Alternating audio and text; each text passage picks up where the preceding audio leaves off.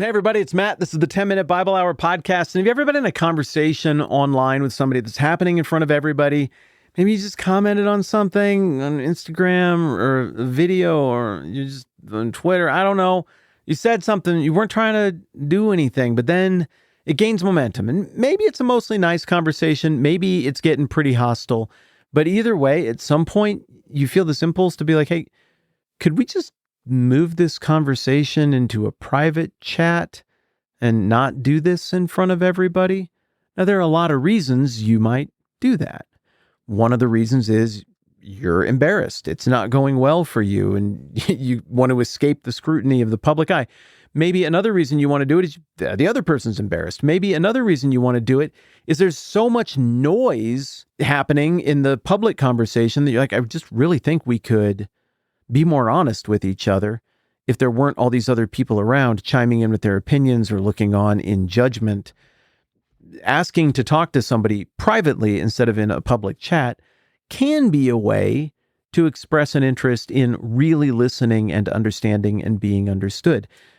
Likewise, I think that's exactly what is occurring here in John chapter 3 with Nicodemus moving the public conversation with Jesus, demanding, Nicodemus's friends seem to be demanding that Jesus tell them who they answer our questions, Jesus. Nicodemus seems to want to just move it into a private chat.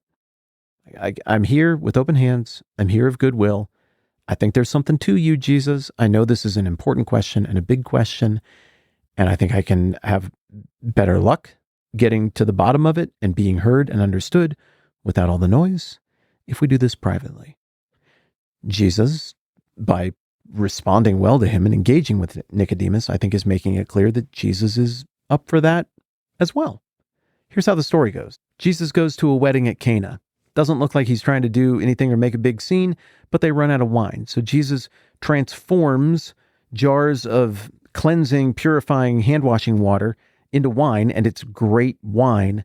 And it seems to say something about who he is theologically, and his disciples come to believe in him more. Then after that, Jesus does a little bit of traveling about very shortly, and he goes down to the big city of Jerusalem for the Passover. When he gets there, he sees there's a big market, a big bazaar in the temple courtyard, and Jesus just wrecks it. He makes a whip and he drives everybody out of there, and he's like, get these out of here. How dare you turn my Father's house into a market? And then the Jews, which seems to be shorthand in the book of John for the religious leadership, mostly the Pharisees, they come to Jesus and they say, what miraculous sign can you show us to prove your authority to do all this? And Jesus, he doesn't let people talk to him like that. You can say the words, but Jesus isn't going to play ball. He knows what's in people's hearts. He answers them, destroy this temple and I'll raise it again in 3 days. They get mad and indignant. They take his words literally. Jesus is talking about his own body and the resurrection. And it sounds like the conversation goes okay. The end of chapter 2 concludes with sort of this general observation from the narrator, that being John the evangelist writing years after the fact, who indicates that it's a mixed bag, the way things shake out here at the end of John chapter 2, after the wedding at Cana and after the flipping over of tables. It says this: Now, while Jesus was in Jerusalem at the Passover feast, many people saw the miraculous signs he was doing and believed in his name. But Jesus would not entrust himself to them, for he knew all men. He did not need man's testimony about man, for he knew what was in a man. The rhythm of that, I'm not great at the Greek, but the rhythm of that in the original Greek is very poetic. It's got a much more charming lilt to it. Like can you picture like fingers moving across a harp, the way old school storytellers used to transition from one scene to the next?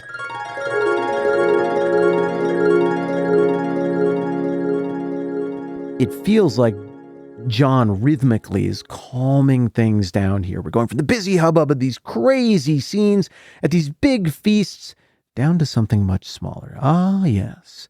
Everyone was very excited and abuzz about Jesus this way and that. And I suppose a normal person might have liked that quite a bit. The flattery might have gone to their head. No, my friend, but not Jesus.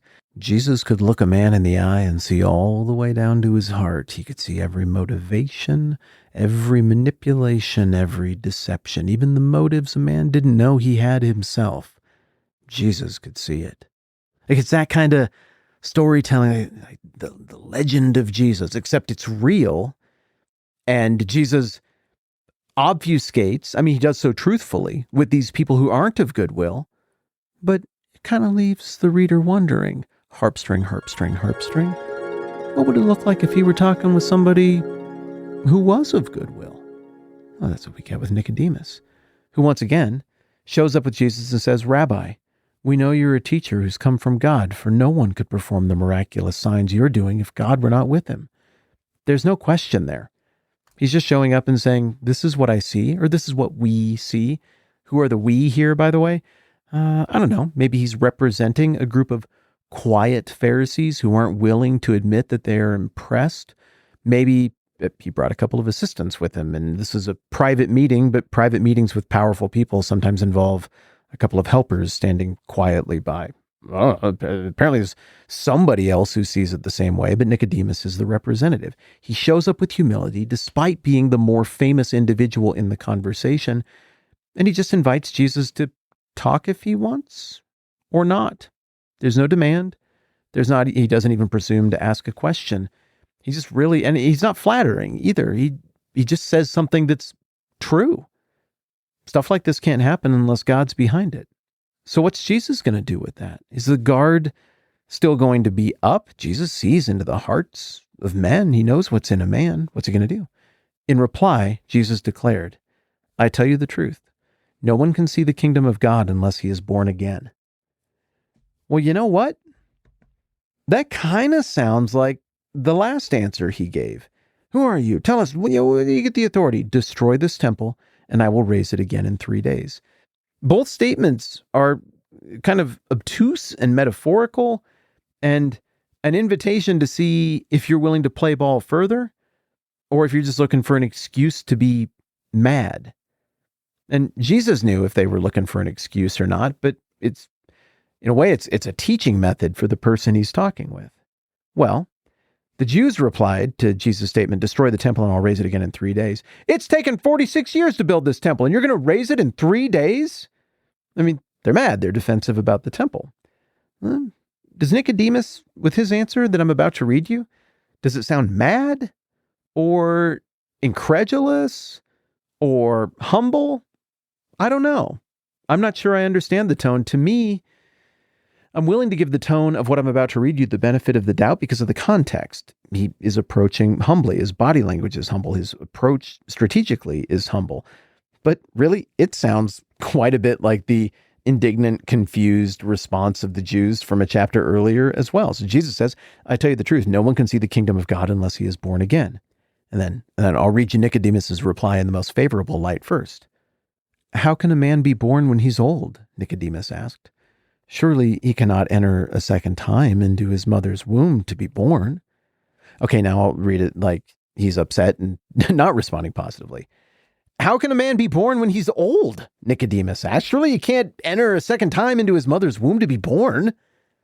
I really do think it sounded like the first one. And part of the reason I think that is because Jesus continues to engage with him. I'm going to use Jesus' response as the interpretive lenses for the sincerity of Nicodemus's remarks, for the tone that he was striking with Jesus, because I think it's very telling. Jesus clearly thinks that Nicodemus is actually interested, and he continues to teach. He's going to pull back the layers a little bit and clarify the metaphor that he just threw out. Jesus answered, I tell you the truth. No one can enter the kingdom of God unless he's born of water and the Spirit. Flesh gives birth to flesh, but the Spirit gives birth to spirit.